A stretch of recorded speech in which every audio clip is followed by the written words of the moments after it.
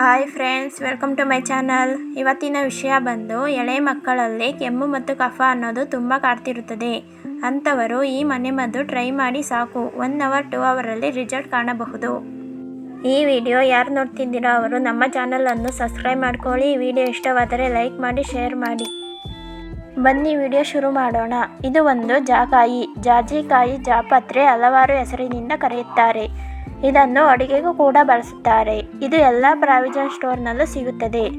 ಇದರಿಂದ ಮಗು ಕಫ ನಿವಾರಣೆ ಆಗುತ್ತದೆ. ಹೇಗೆ ಎಂದು ತಿಳಿದುಕೊಳ್ಳೋಣ ಬನ್ನಿ. ಕೆಲವೊಂದು ನಿಯಮಗಳನ್ನು ಪಾಲಿಸಬೇಕು.